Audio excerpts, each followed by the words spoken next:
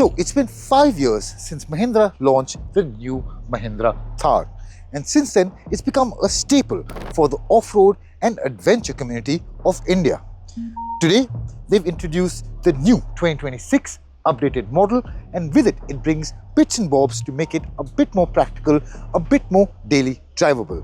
Today I'm going to tell you exactly what those changes are and also bring you a brief driving experience to know what it's like after all these years. So stay tuned, because this one is going to be a good one.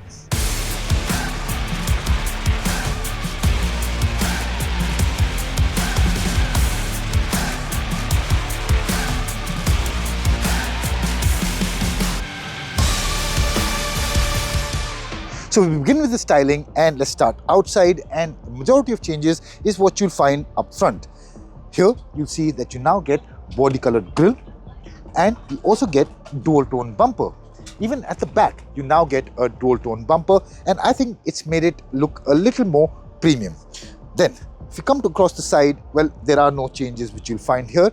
You still get the grey finished 18-inch alloy wheels, you get the black finished plastic panels. Then when you step to the back, nothing has changed here. However, apart from the dual tone bumper, you'll also find that you now get a windshield wiper at the back to make it a bit more practical for long drives or for your off-road usage. Apart from that, one of the biggest changes is the fact that you now have two new colored options. First is the Tango Red, and then you also get Battleship Grey, which you first saw on the Thar Rocks, and personally this has now become my personal favorite color option of the lot.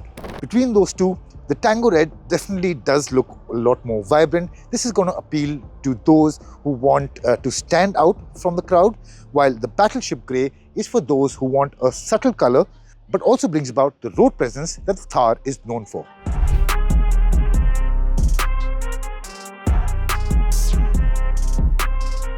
Then we come to the inside, and in terms of the interior design, well, the outgoing model used to get a dual tone version. Here you get an all black theme, looks a lot more sporty, and personally this is what I prefer. Then the next change is the fact that you now get a grab handle for the A pillar. Earlier you only used to get it for the B pillar. Now it's made it easier for the driver to get in and out of. Then of course the dashboard does look different because now it's all black. Then in the middle you'll find that you now get an updated HD 10-inch touchscreen infotainment system. Now you do get the mobile connectivity in the form of wireless Android Auto and Apple CarPlay, but one of the things which is different is that you now get the Adventure Statistics Gen 2. With that you now have an altimeter, you also have a lap timer, and then you'll also find that you get new steering wheel graphics in order to let you know exactly what the vehicle is doing and give you all the information that you need. Then along with the new touchscreen infotainment system, for added bit of practicality, Mahindra has added a rear view camera to the mix, and I think this is going to be very useful for those who tend to use the Thar in tightly packed areas. Next on the list is the fact that you now get an updated steering wheel design. This is what we saw in the XUV 700 and the Scorpio N. Personally, not only the design appeals to me, but also the ergonomics of it all. I think it fits really nicely. The dimensions is just spot on for everyday usage, and it's just a comfortable ergonomics package. Over that, another practical change is the fact that you now get the window switches, the one-touch up and down window switches on the door panel itself. Earlier you used to have it on the center console, which used to get a bit confusing for those who are not used to the Thar, but now it's easy, and you'll also find the controls for the outside rear view mirrors on the door panel itself. A small addition to the new Thar is also the fact that you get this button right here. This opens the fuel filler cap from inside the cabin, and you don't have to step out anymore when you get to the petrol pump.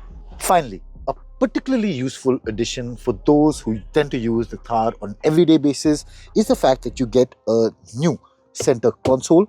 This brings along a sliding armrest, and you also get rear AC vents for the comfort of the rear passengers. Now, while nothing has changed in the back, I think it was a good idea to just sit there and re-experience what it's like.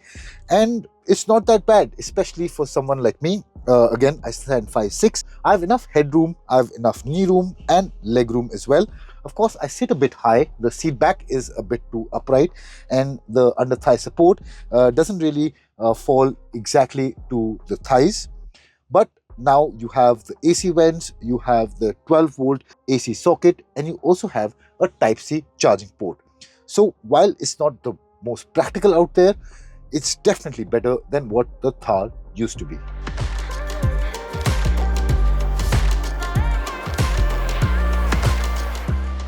So those were all the feature and practical additions that have been made to the 2026 model. However, there are three negatives which I can think of. The first is the fact that you get an all-black interior, and that will definitely become really hot if you leave it out in the sun, especially the seats. Then the steering wheel design is different, but the steering column remains the same as before, which means that you have adjustability for rake, but there is no adjustability for reach. And for someone like me who stands 5'6" tall, I think that could have definitely helped out with the daily drivability of it all. Third is the fact that you still get a really small glove box. Of course, you have more storage areas, but I would have definitely liked Mahindra to work on this. This is nothing. This really doesn't help. And if they wanted to make it a bit more practical, then that is one thing which they should have looked at. Finally, we get to the mechanical specifications. You have the two petrol engine options, the higher tune, that makes 163 bhp and 320 Nm of peak torque, mated to either a 6-speed automatic or a 6-speed manual. Then you have two diesel options. The first is the M-Hawk 2-liter turbo diesel. That makes 130 bhp and about 300 Nm of torque. And you have the base version, which makes 117 bhp and 300 Nm of peak torque. Today, our plan is to get a bit of a driving experience in terms of off-road. We'll also take it out on the road to see what it's like after all these years and bring you a short driving experience. So let's get on with that.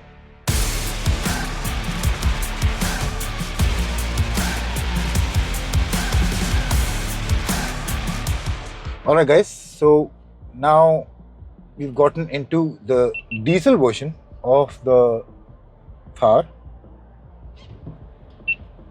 And now this obstacle course is meant to be done in 4 low, and well, our instructions is that it should be not an issue for the Thar at all, and I think that's completely true.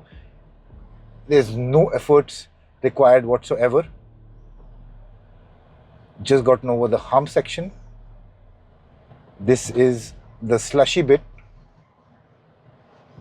Oh, absolutely effortless. And the steering wheel does feel a bit heavy at standstill or maybe at slow speed, but once you're on the move, it's no issues whatsoever. It's just so much torque in reserve, my god. So this is the 2-liter diesel version, the top end version, which we're driving. So now I've plugged it into 4 high, and the Thar does get an electronic locking differential in case I do end up getting stuck. But again, I don't think this will be an issue whatsoever. This is such a non-issue for this vehicle. You can see how much slush and water there is around here. Just so easy. And I think the steering wheel and chassis are so communicative. I think they let you know what's happening at the wheels.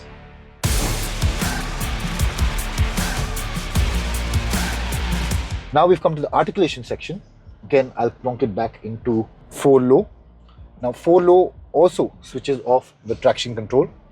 The ruts are so big, but the car makes it feel like absolutely nothing. That's how easy it is.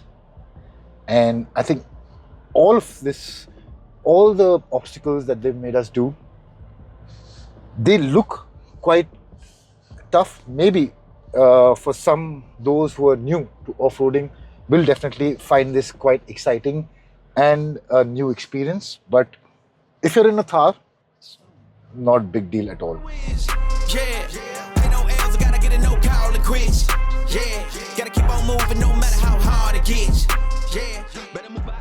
So now we get to the real slushy bit, and it has been cut up quite a bit because there have been people who have been using it. I think that makes it a lot more fun. Oh, again, so easy. Makes you want to have fun. You know, I think that is the point of it all, that it makes it easy, so it ends up being fun. And it is fun for people who are not very experienced as well. The Jimny is something that you need a bit of skill and experience with.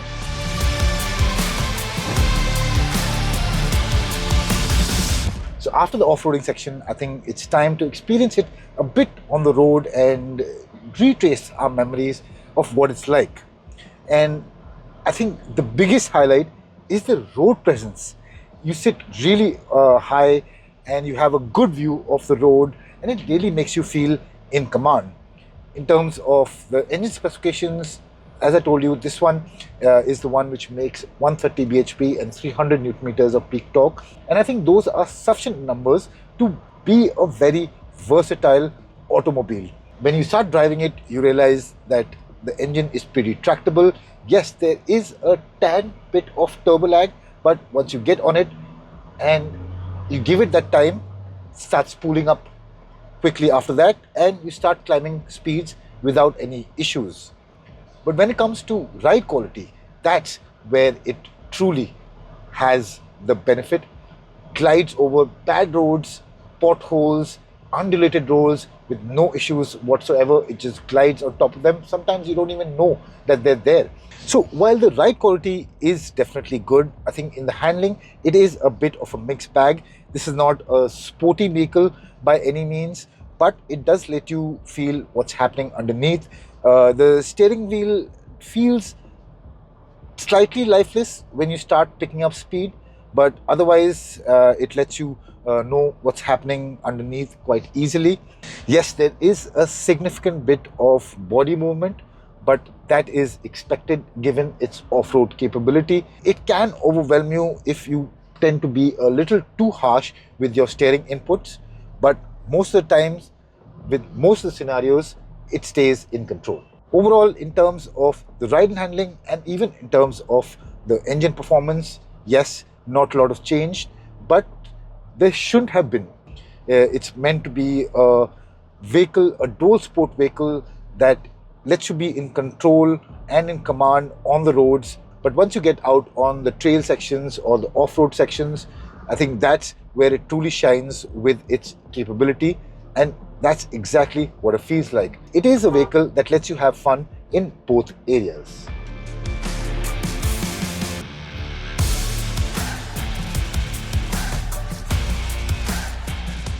So, ladies and gentlemen, that was the end of our video. What do you guys think of the 2026 updated Mahindra Thar? Personally, I think they've done quite a bit in terms of the practicality, and they've improved it in terms of the daily drivability. If I was out there to buy a serious off-roader, but I wanted to use it on a daily basis along with the family, this one is a much better choice than what it used to be. In terms of the driving aspect, well, not a lot has changed. I don't think it should have. It has the power, it has the looks, it has the styling, it has the practicality, and it has the features. Overall, it is a good choice for those looking to buy a dual purpose vehicle. So, ladies and gentlemen, please do hit the like button if you like this video, and if you like what we do, please consider subscribing to our channel. It really helps us out, and it'll help you by keeping up to date with our latest videos.